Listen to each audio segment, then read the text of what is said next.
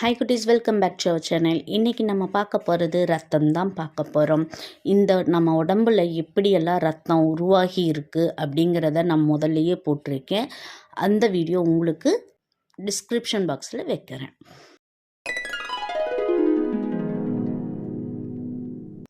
இன்றைக்கி பார்க்க போகிறது சிவப்பு அணுக்களை பற்றியும் வெள்ளை அணுக்களை பற்றியும் தான் பார்க்க போகிறோம். நம்ம உடலில் ஓடும் ரத்தத்தில் 40 முதல் 45% வரை இருப்பது சிவப்பணுக்கள். நம்ம ரத்தத்தில் சிவப்பு நிறமாக இருக்குது இல்லையா, அதுக்கு காரணமும் இந்த சிவப்பணு தாங்க. மிகச்சிறிய அளவில் இருக்கும் இந்த சிவப்பணுக்களின் நடுவில் சிறு பள்ளமும் இருக்கும்.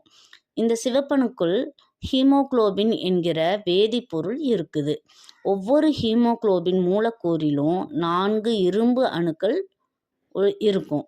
நுரையீரலில் வெளியிலிருந்து காற்று சுவாசிக்கப்பட்டு தூசிகள் அகற்றப்பட்ட நிலையில் இருக்குது. ரத்தம் நுரையீரலுக்கு செல்லும்போது ஹீமோகுளோபின் உள்ள இரும்பு அணுக்கள் காற்றில் இருக்கும் ஆக்சிஜன் அணுக்களை பிடித்து இழுத்து தம்மோடு சேர்த்து கொள்கின்றன. இரத்தம் இவ்வாறு பெறப்பட்ட ஆக்சிஜனை நுண்குழாய் வழியாக அனைத்து உடல் பாகங்களுக்கும் எடுத்து செல்லும். அங்கே எந்த பக்கம் ஆக்சிஜனை கேட்கிறதோ அவற்றிற்கு ஆக்சிஜனை கொடுத்துட்டு ஏற்கனவே இருக்கும் கரியமில வாயு அதை நுரையீரலுக்கு சென்றடைகிறது. அங்கு சென்றவுடன் கரியமில வாயுவை வெளியேற்றி விட்டு மீண்டும் ஆக்சிஜனை பிடிச்சு கொள்ளும். கரியமில வாயு பிறகு மூச்சுக்குழல் வழியாக வெளியேறி காற்றில் கலக்குது. கரியமில வாயு அப்படிங்கிறது கார்பன் டை ஆக்சைடுங்க.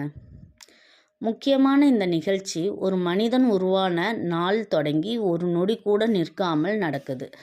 அல்லும் பகலும் சளைக்காமல் ஒரு வேலையை செய்தால் அதை உடல் என்ன ஆகும்? எனவே தான் சிவப்பணுக்கள் 120 நாட்களுக்குள் கண்ணை மூடிவிடுகின்றன. அடுத்து பார்த்திங்கன்னா வெள்ளை அணுக்கள். நம்ம உடலில் தாக்கும் கிருமிகளில் இருந்து நம்ம காப்பாற்றும் முக்கியமான வேலையை செய்வது இந்த வெள்ளை அணுங்க. நம்ம உடலுக்குள் புதிதாக ஒரு கிருமி வந்துருச்சுன்னா இந்த வெள்ளை அணுக்களின் மூக்கு உடனடியாக வேர்த்துது. உடனே வெள்ளை அணு அந்த கிருமி இருக்கும் இடம் தேடி சென்று கிருமியை தாக்கி அதை கொன்று விடும். சில நேரங்களில் தானே அந்த கிருமியை சுற்றி வளைத்து கிடுக்கி பிடி போட்டு கொள்ளும். நம் உடலுக்குள் நுழைந்த கிருமி வெள்ளை அணுக்களை விட பலசாலியாக இருந்தால் நிறைய வெள்ளை அணுக்கள் உற்பத்தி செய்யப்படும். அடுத்து சில நொடிகளில் கூட்டம் கூட்டமாக வெள்ளை அணுக்கள் உருவாகி கிருமிகளை கொன்றும்.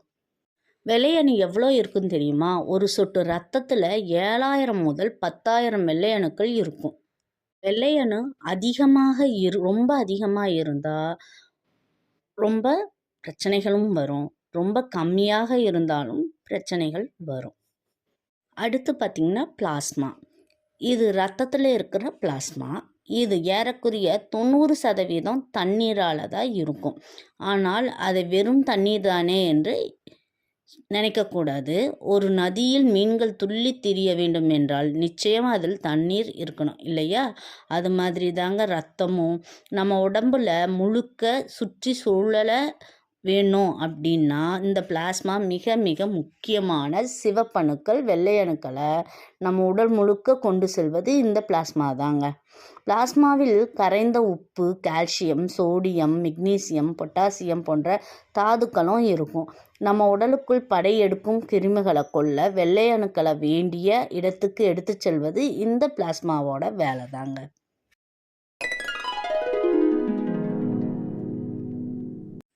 இன்றைக்கி நம்ம பார்த்தது சிவப்பு அணுக்களை பற்றியும் வெள்ளை அணுக்களை பற்றியும் பார்த்தோம். இந்த மாதிரி வீடியோ உங்களுக்கு நிறையா வேணுமா? நம்ம சேனலை லைக் பண்ணி share, comment, subscribe our channel. Thank you for வாட்சிங்.